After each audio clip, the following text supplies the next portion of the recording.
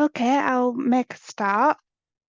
So welcome to the benefits information session, which is an open presentation and Q&A for members and non-members.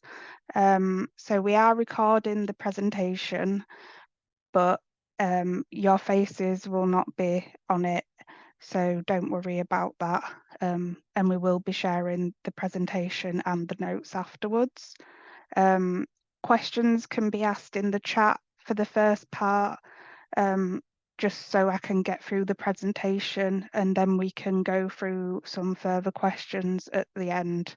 So it should take about 30 minutes to get through this presentation. This is just current updates or things going on that people might be concerned about, and then we can go through questions afterwards. We'll try our best to get through all the questions depending how many we get. Obviously, if you are a member, you can contact the benefits team directly if you've got some further questions. So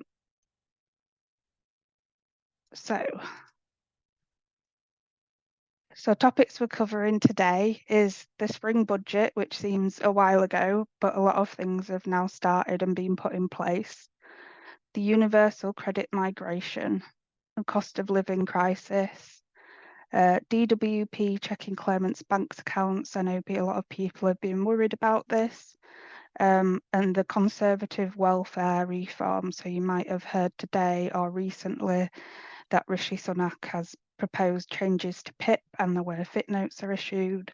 So we just wanted to cover that briefly. So the spring budget. So the most important thing back in March was announced, and these are probably only 2 points that are the most important. So the Household Support Fund has been extended. So this is a government fund which gives the power to the local authorities to give money to people that are struggling to pay the bills, utilities, clothing, food, and it can be claimed through the local council. So each local authority have their own criteria, and they also give the funds out in different ways. So Sheffield City Council can be applied for via the website, and Barnsley, Doncaster, Rotherham and Derbyshire councils, they're currently updating the website. If you need support with applying for this, if you're struggling financially, then we can help. So Sheffield City Council tend to give out pay point vouchers that you can cash in.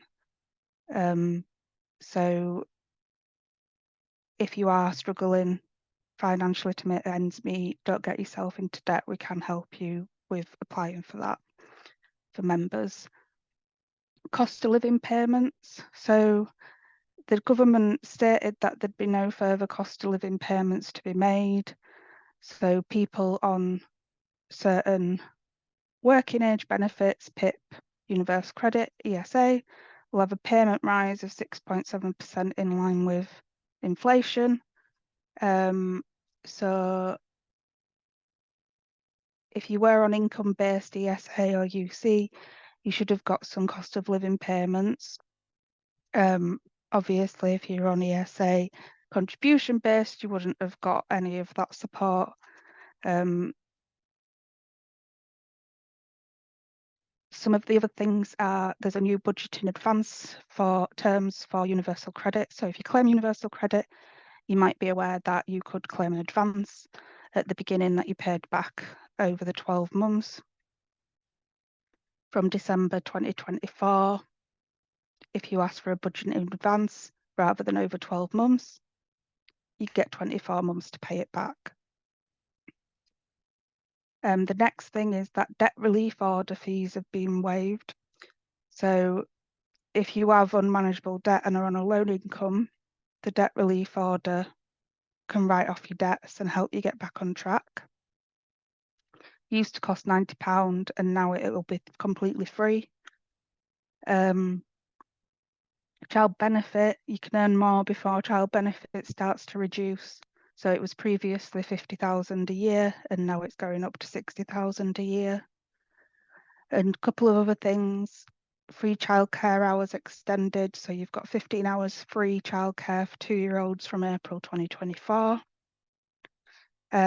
Extended to 9 months olds from September 2024. And by 2026, 30-hour free childcare for all children under 5. The not very important parts of the spring budget was national insurance has been cut. So there's a 2% reduction if you're earning a wage. Fuel and alcohol duty frozen. There'll be new tax on vapes and e-liquids, but that's about it from the spring budget. One of the things that has been happening recently is the universal credit migration. So it's set to replace all legacy benefits. So this includes working tax credits, child tax credits, employment support allowance that's income related only, job seekers allowance that's income related only, income support and housing benefit. So if you are on any of these benefits at the time, you will be asked to migrate. So universal credit is a benefit that kind of encompasses all of these, and they're called elements. So you have your standard element, your child element, your limited capability to work element, and your housing element. So it's also paid monthly in arrears. So this has already started. They're currently doing it for people on working tax credits.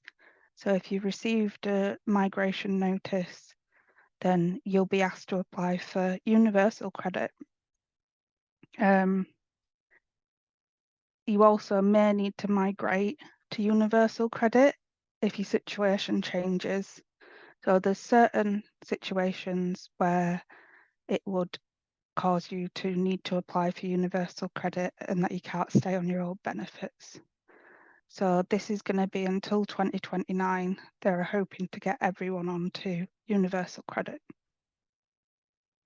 So the migration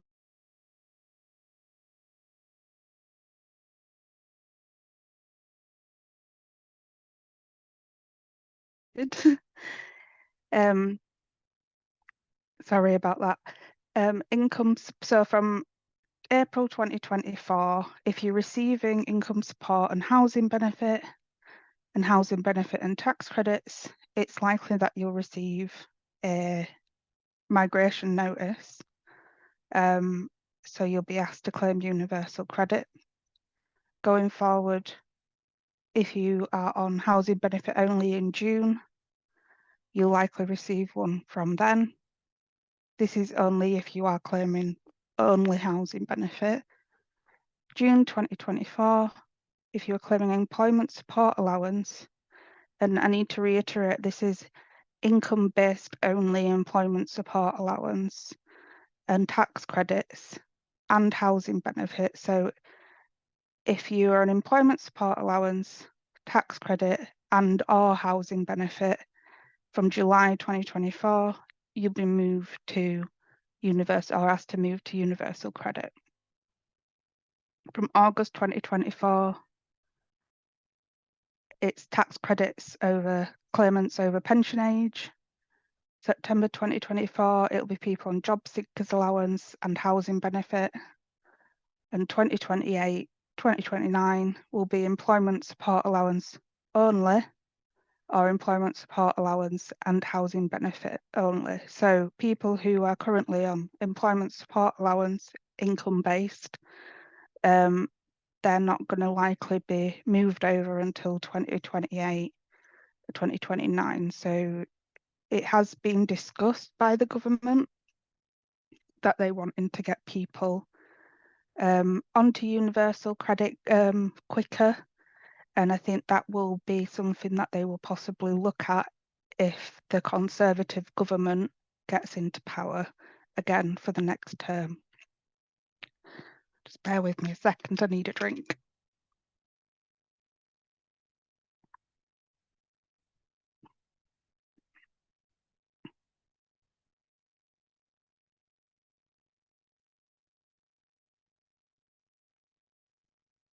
So one of the things that people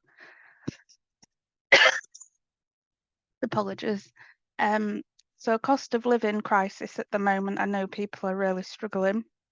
So there's lots of things that you can look at applying for if you are struggling financially or in debt. So we've already discussed about the household support fund, which you can apply for every 3 months in Sheffield. We're waiting for directions on the rest of South Yorkshire and Derbyshire on how and what you can apply for, but I'm sure that'll be coming up in the next couple of months. So if you're struggling with your water bills and debt, there's various schemes that you can apply for to reduce your bills. Energy debt, there's the British Gas Energy Trust, trust funds and hardship funds from other companies, priority service register.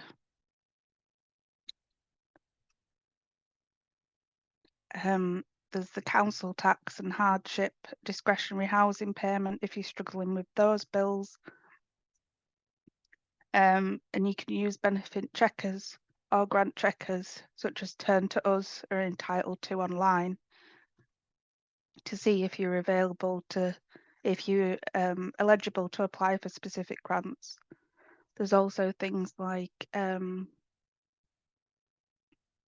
the social tariff for broadband. So if you're receiving certain benefits, you can apply for a cheaper broadband. So there is support out there, and if you are wanting to look at one of these or are having difficulty applying for one of these, just get in touch if you're a member and we can look at seeing what you're entitled to in terms of applying for it.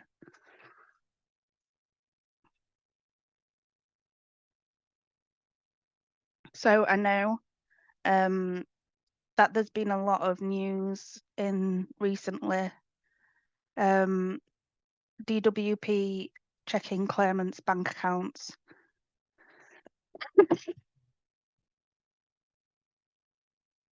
Just bear with me a second.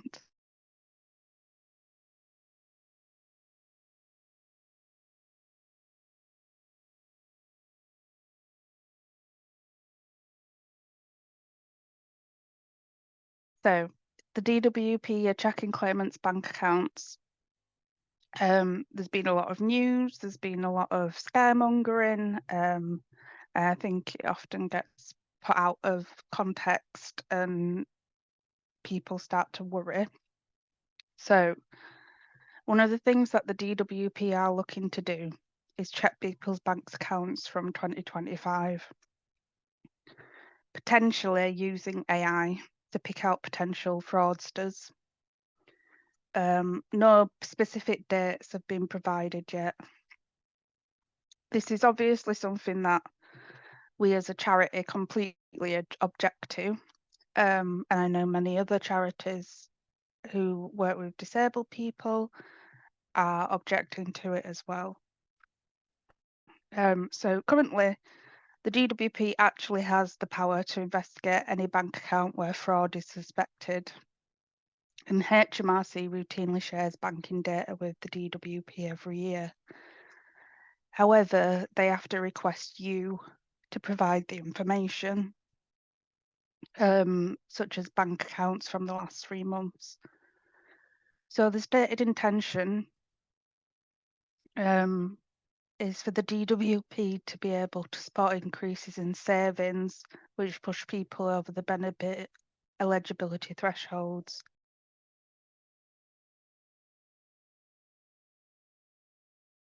So that could be the 16,000 saving limits for universal credit.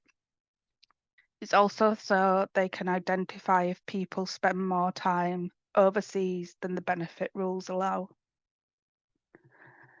So under the new amendments, a bank would be obliged to share if people go over the £16,000 threshold for income-based benefits or go abroad for more than 4 weeks, rather than the DWP requesting the information from claimants directly. And I am aware that the DWP have been asking more and more universal credit claimants to provide bank statements and other forms of documentation. And I think this is because of the increase of claims that they had through long COVID, and they've not been able to do identity checks thoroughly because of COVID. And so they are now going back through all the claimants and asking them to provide bank statements and identity documents to show that they are who they say they are. Just to make you aware that if you receive a back payment of PIP or a large lump sum because of it's a back payment in benefits, this doesn't count towards your savings limit for a year. So they don't take that into consideration. They also don't take into consideration any compensation payouts, as long as you have got evidence of it. If you're concerned about your savings limit, please get in touch with the benefits team. These things that you are allowed to have or are allowed to buy in order to make sure that you're under the savings limit.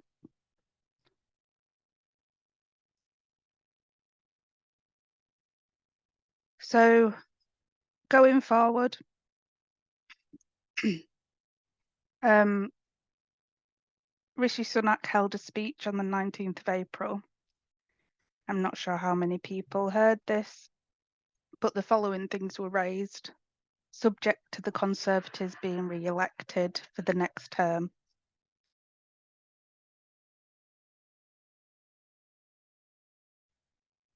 So one of the things that they proposed was sending all migration notices by the end of December 2025.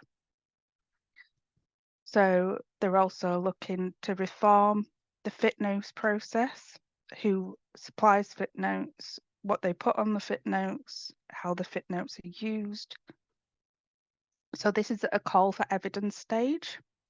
So they've basically asked people that are either patients in the healthcare, employers, and also people who have an interest in this, including us, to provide some feedback on fit notes.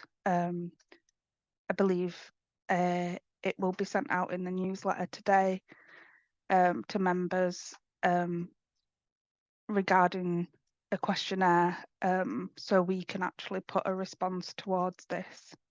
So I'd be grateful if you could all look at that, if it's relevant to you, if you have had sick notes, fit notes in the past, and how they've worked for you, so we can make sure that we give a response, including our members' opinions. So one of the other things that they're proposing is that people have to earn more, find more work. So if they're working less than half a full-time week and claiming universal credit, and they're proposing that people have to have more income or work more. Long-term unemployed, this does not include people that are off with limited capability to work, so people on ESA or receiving limited capability for work. It's not irrelevant to them, so they're looking to job seekers only who don't comply with the conditions set by their work coach, including accepting available work, will have their claim closed. Again, this is all hypothetical if the Conservatives get in power again.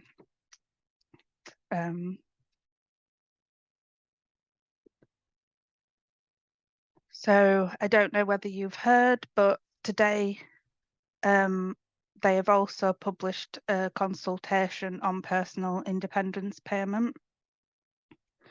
So At the time of writing this presentation, it wasn't released, but it has been released today. So we'll be asking members also to put in their input in regards to looking to reform PIP. So they're looking to explore the changes to the eligibility criteria, assessment process, and the types of support that can be offered. So the system is better targeted towards individual needs and more closely linked to a person's condition, rather than the current one-size-fits-all approach.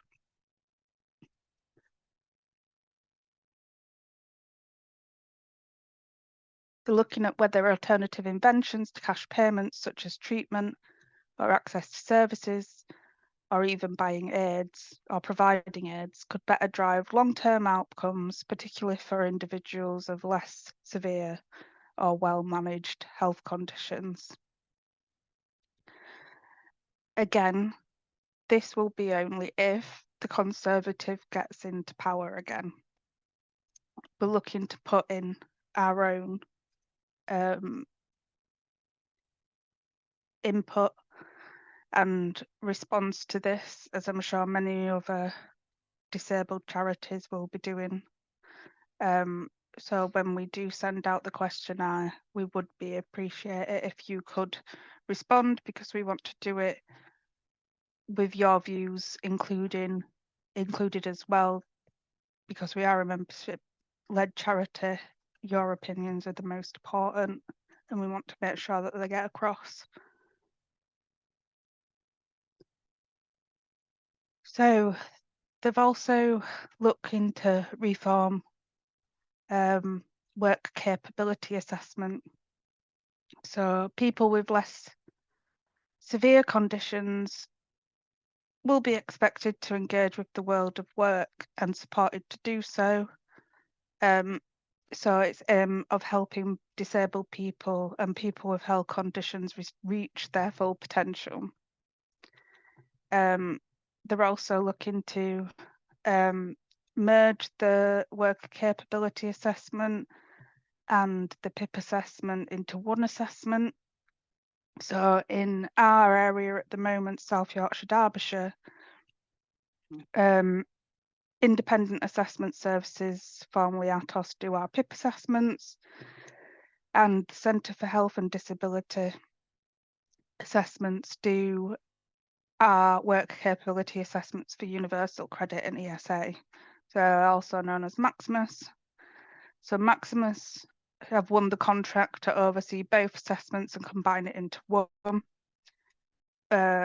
We've yet to see how this works, but the government have says it'll be rolled out no earlier than 2026, 2027. So if you've been assessed of having limited capability for work and work-related activity,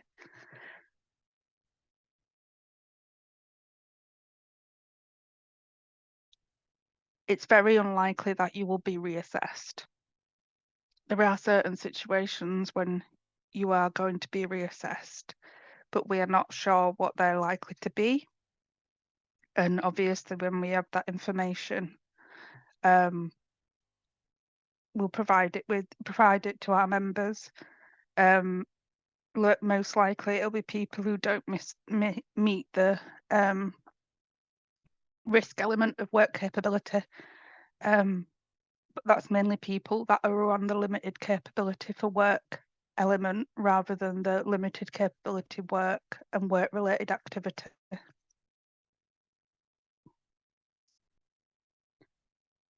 So I thought I'd just go through some quick facts and information about PIP.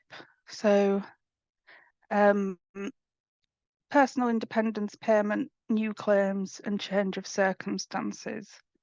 If you are putting in a new claim and you ring up for the form, you receive the form and send it back.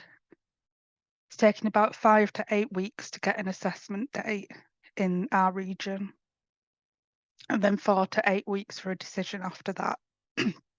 So if your conditions got worse or you are putting in a new claim and you want to apply, that kind of gives you an idea of the process and how long it would take for a decision. If you put it in a change of circumstances, so this is when you feel like your conditions got worse and you would like for your award to be reviewed. They are actually very similar to what they do with a review. You get a review form and you have to tell them how your conditions changed. Until you receive a decision with change of circumstances, your current PIP will remain in payment.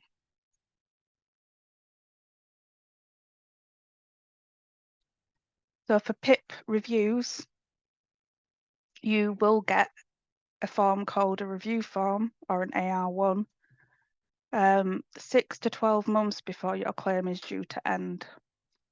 So it might feel like it's very early that you're receiving this, and but they do normally say they can contact you a year before your claim ends on the PIP form. When you get your award letter, there'll be a sentence somewhere that says we will not contact you until this date.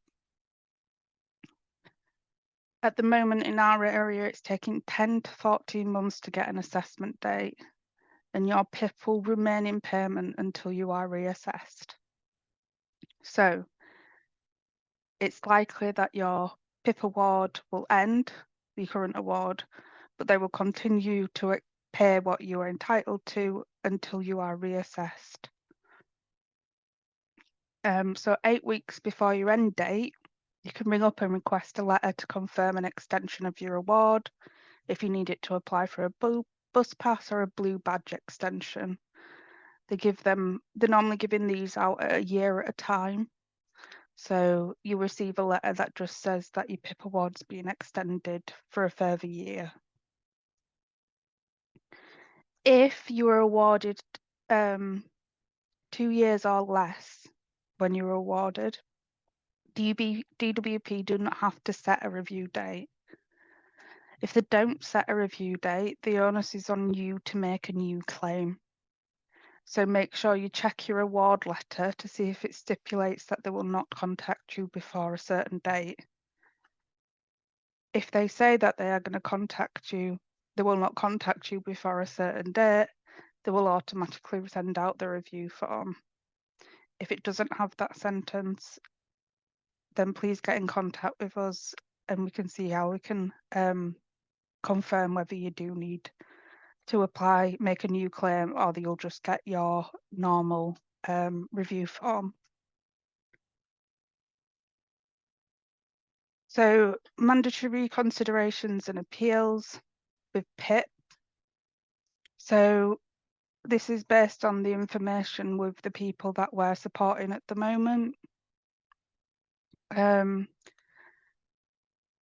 So 1 month from a date of decision letter for a mandatory reconsideration.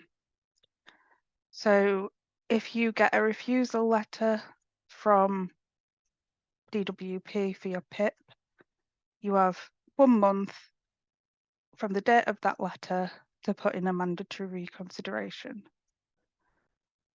Ultimately, you have 13 months. There is case law that stipulates that you should have 13 months if you have good reason, your condition being good enough reason. The DWP may not accept your mandatory reconsideration, but it should always trigger a right of appeal. So even if you were refused 12 months ago mandatory for PIP, and you've just not been able to be bothered to go through the process, it's a really good idea just to put in a mandatory reconsideration. So then it goes to appeal. And a lot of people don't know this and continue to make new applications. So 1 month from the date of decision of your mandatory reconsideration, you have to submit an appeal. So if you're submitting a late appeal, the tribunal panel will decide whether to accept or reject the appeal, depending on the grounds of late submission. So you can submit late appeals if you have good reason and evidence, but it's imperative that you really get it in your appeal on time. Don't necessarily have to state the reasons for your appeal. You don't need to provide any other information at that time. Just get that appeal, and then you can look at supplying the information at a later date. If you are currently undergoing your review or putting a new claim for PIP, you can request basically a free 4-week extension to return your PIP form. So if you, normally when they send it out, it takes about 2 weeks to get to you, and then you have a 2-week deadline to return it. If you're struggling to complete that deadline, ring up and ask for an extension. Any further extensions, they can request evidence from you to state why it will be late, but your date of application will be always the date that you rang up and requested the form. That's the first bit for just the updates and general information about what's going on with the benefits system. Now it's your opportunity to kind of ask any questions that you might have, or any kind of worries or concerns. I'll just have a look at what Kerry's put forward.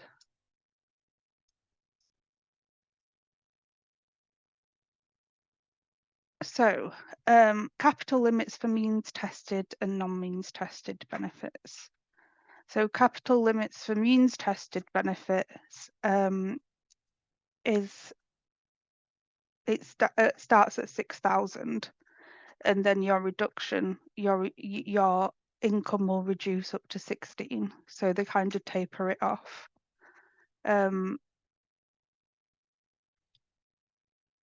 For non-means tested benefits, you can have as much income as capital as you want. However, they do take, if you have, for example, taken ill health retirement and you're claiming your pension early, they do take pensionable income into account. So in terms of capital, you can have savings with contribution-based benefits, such as contribution-based or new style ESA. Changes in circumstances. If your condition improves, when do your payment begin to reduce? So if your condition improves to the point where you feel like you are no longer entitled to PIP, then you would need to put in a change of circumstances and be reassessed. And then they will, from the day, they wouldn't ask for back payment of any benefits owed. Your benefits would just stop at the date of DWP's decision. So if you feel like you're improving to the point where you don't need PIP anymore, then you would go through the process of a change of circumstances, be re-reviewed, and they would decide, the assessor would decide, and the DWP would make a decision of whether you are entitled to it anymore. So what dates are the DWP wanting to review individual bank accounts, and for what benefits? Let me just go back to the slide.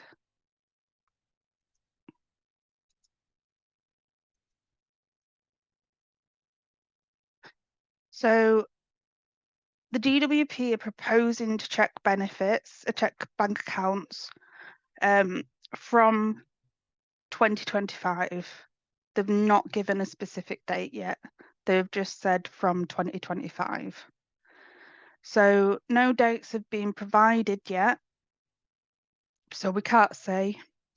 They've spoke about using artificial intelligence AI to review banks and also making it so banks have to legally provide the information to them. So, but even so, the DWP has the power to investigate any bank account where fraud is suspected at the moment. And they get information from HMRC anyway. We don't know when it'll happen. We don't know how it'll happen, and we don't know what the process will be. But as soon as we do know more information, we'll let you know.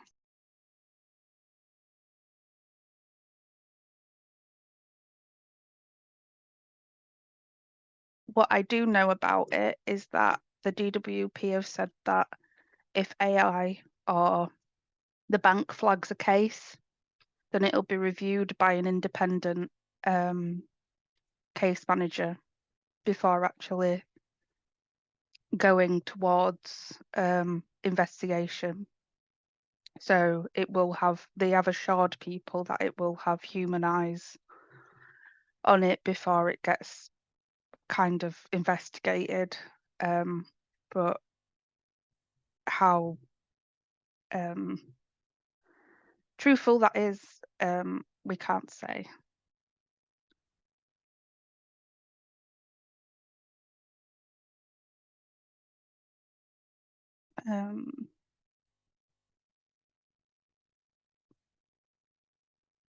Just looking at the other questions. Have you answered everything? Okay, so Kerry has answered everything. Has anyone else got any other questions?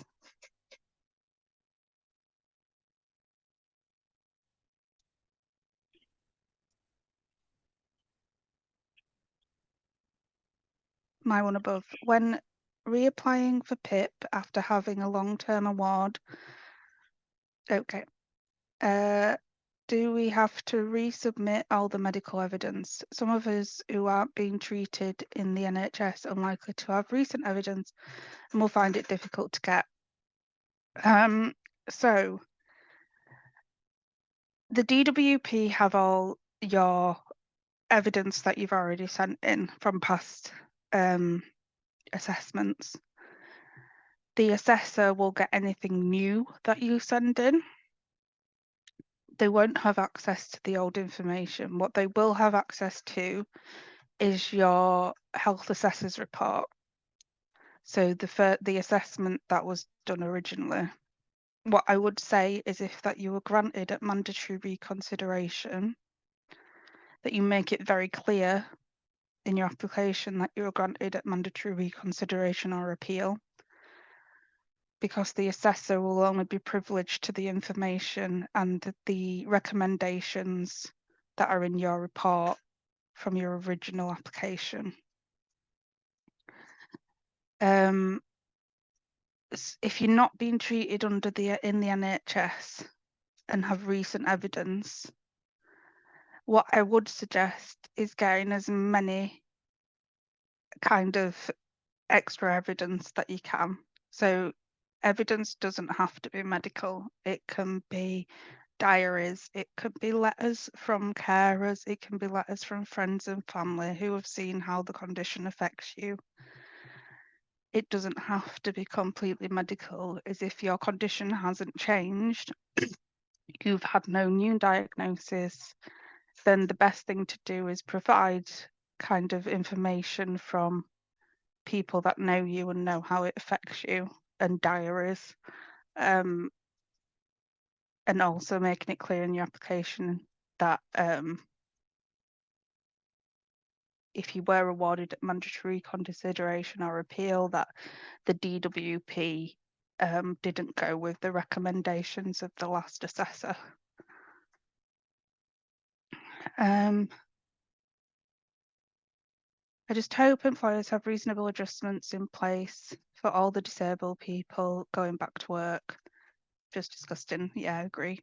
I'm able to work 22 hours a week and get PIP, but I'm concerned for others less able. Is there any other questions I've missed? If your partner is self-employed, what do they take into consideration re income? It's difficult. So with self-employed, it tends to be an average over a certain period of time. It is up to the case manager to kind of decide what that time period is. There's no, if it's a variable wage.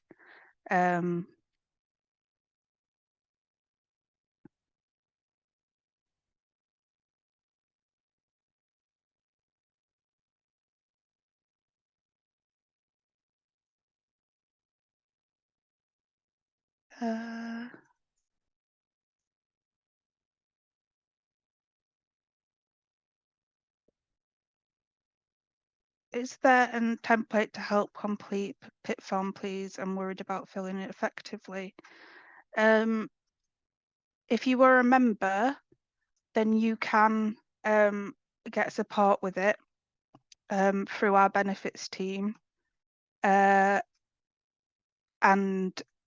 But we don't currently have a template. This is something that we are looking to do to kind of put together a self-help guide in completing the forms. But if you are struggling, then please get in touch with the team.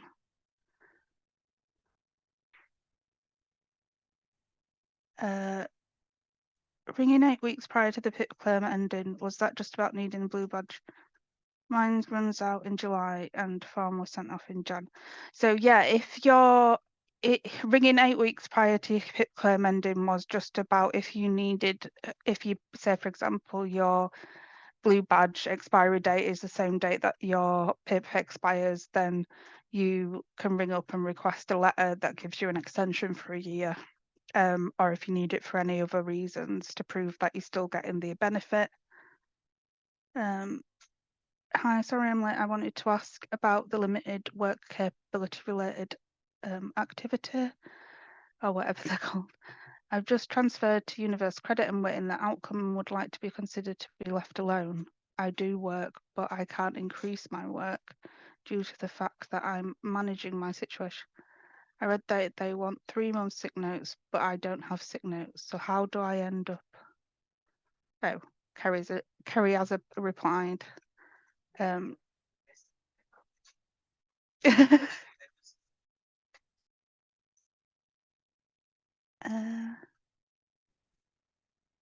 Is there any other questions that we've missed?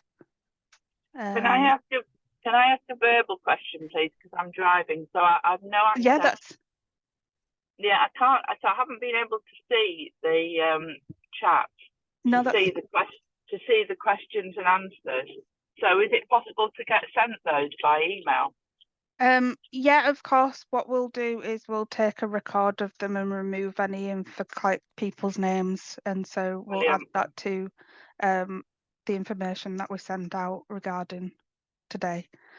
Brilliant, thank you. Yeah, because I've only been able to listen to you and look at the slides hands-free, but I haven't been able to access the chat, obviously. No, that's fine.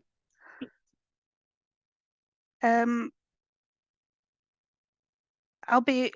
Oh.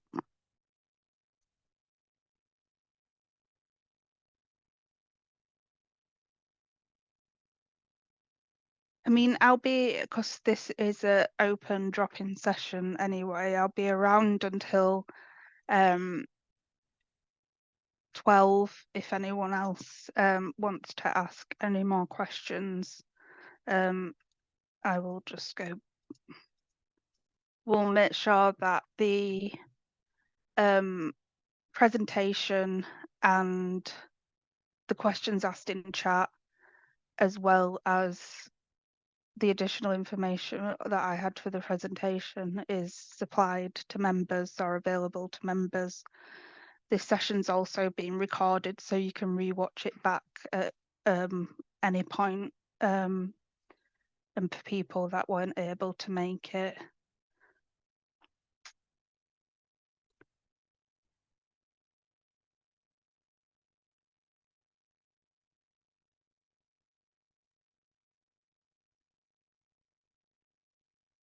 But if no one has any, it was mentioned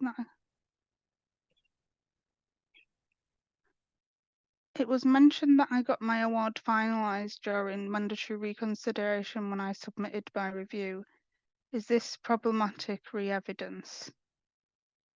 I don't think it was mentioned that I got my award finalised during mandatory reconsideration. It's not problematic. I'd just make it clear when you have your reassessment that to the assessor that your original award was done at mandatory reconsideration, because otherwise they just have access to the health assessor's report from before, which would have been recommending you lower points than what you were awarded. Yeah, you can say assessment, or you can write up until they assess you, you can continue to send in evidence to the address that you sent the review form in. So even if it was a statement or further evidence, letters from family, friends, you can continue to send evidence until you're assessed. Hi everyone, do you have a link to share what the PM said about the proposed benefits overall, please? Okay, so it's called the green paper, and there's also the white paper for the work capability assessments. But Kerry's going to post a link in the chat.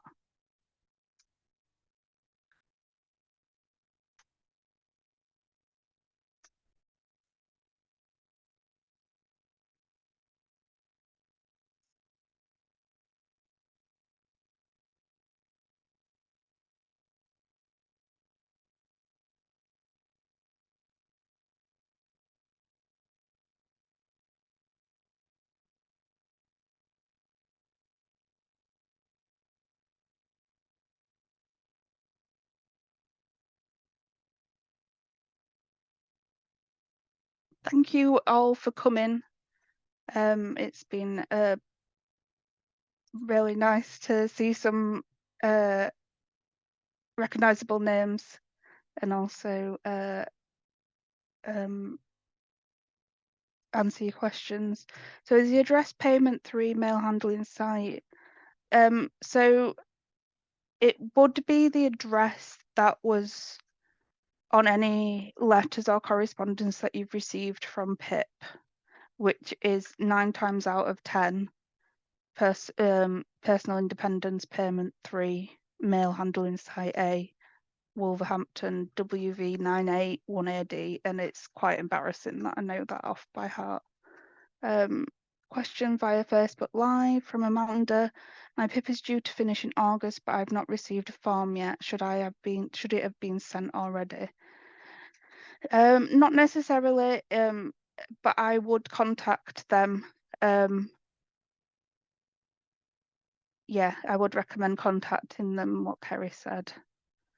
It may be that you may have, so there's 2 scenarios with that they've just not put it in for a review form to be sent out, or it could be that your award didn't trigger a review. So it's you might have to put a new claim in.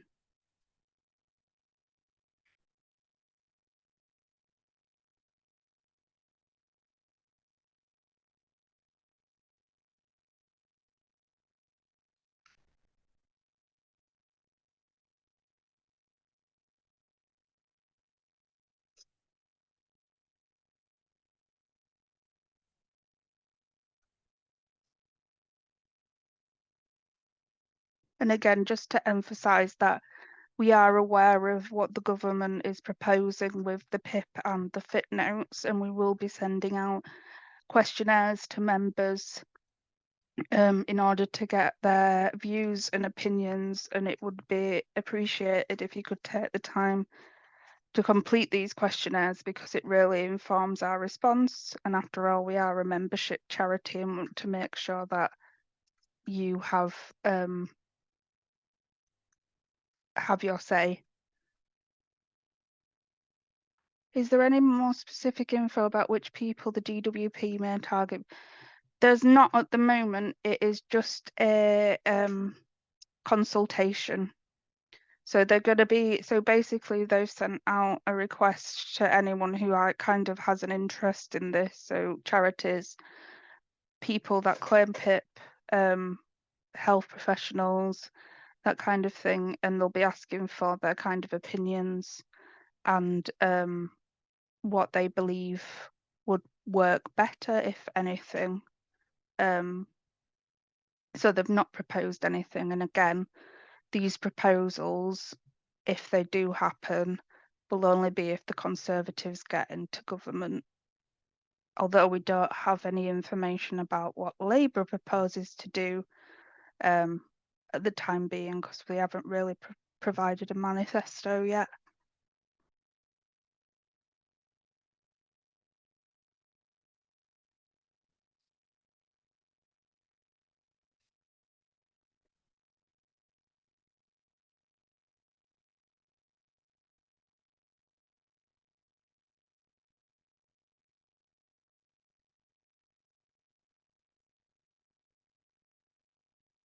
No, they mainly seem to be focusing on mental health, Tina.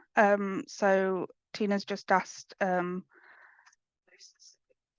it's not specific conditions, but it seems to be looking, they have mentioned mental health, but not specific mental health conditions either. They've just said it as a generalization.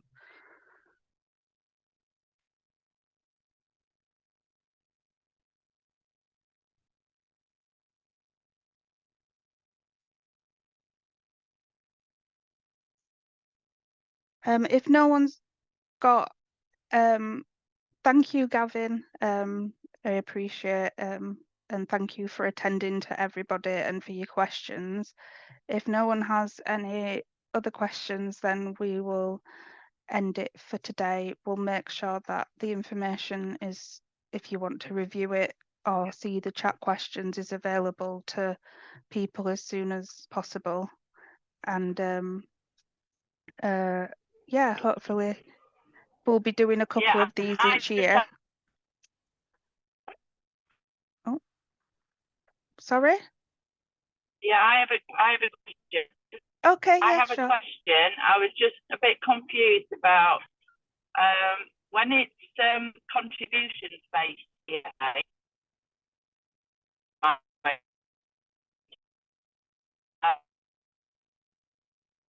Sorry, it's really hard to hear. It seems like your connection's a bit broken.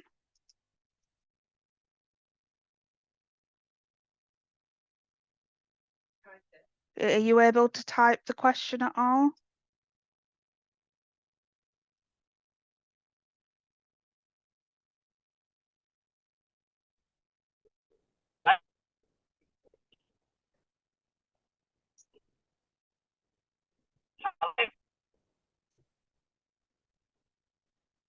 Helen, I can't hear you very well. I'm sorry.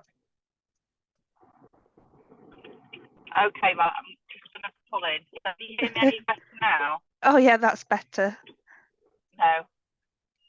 Is it better? Okay, right. Yeah. I'll just stop moving for a minute. It's just, so I was basically saying I was just slightly confused about contributions-based ESA. Yes. Whether that is going to be migrated, and also. Oh. Well, in terms of what Helen asked already, is that contribution-based benefits such as job seekers or ESA, so what they call as new style ESA and new style job seekers, that won't be migrated because it's based on your national insurance contributions. So you'll remain on those benefits. Oh, It's okay. And the average, the time that they do the average for self-employed, then is that just totally, we have no idea what they're going to use? So it's normally a 5-week period. However, if their income is so variable, they can use discretion to do it over a longer period. Right. Okay. But it is literally like Okay, it's on the case manager's discretion. Okay, but you could possibly even ask them to do that if you can show that it is quite variable. Yeah. So legacy. Okay, that's really useful. Sorry, Tina's just asked, does this include old style legacy contributions based ESA, no migration? So yeah, contribution based benefits will not be changing. It's only income based benefits. Okay. So you don't have to, you won't receive a migration. Sorry. So if it's contribution based, because I am sent forms asking me about how much I earn every now and again. Yeah. So I'm always a bit confused by that, because certainly originally it was contributions based. Could it be that I've actually been moved over to income based? You'd never be moved over to income based. What happens is that you stay on contribution based, but you are allowed to do permitted work on employment and support allowance. So Yeah. you're allowed to do a certain amount of work, and it may be just that they're looking to see whether you still meet that threshold. If they're asking Right. you Okay. what you're earning. Sorry? Yeah. And is that threshold 16 hours? Yeah, it's 16 hours national minimum wage. Yeah. Oh, I see. So if I'm earning a bit more than minimum wage, that's why they're asking me how much I earn. Yeah, but they can, like I said, within earnings, they can do it over a longer period of time. Yeah. Okay, that's helpful. Thank you so much. No worries. Okay, guys, thank you for attending. We'll leave it here for now. Obviously, if you have any questions about benefits, you can get in touch with us at benefits@sheffieldmegroup.co.uk. And we'll be doing a couple of these over the year, just to keep people updated. But thank you all for attending and all your questions, and see you soon.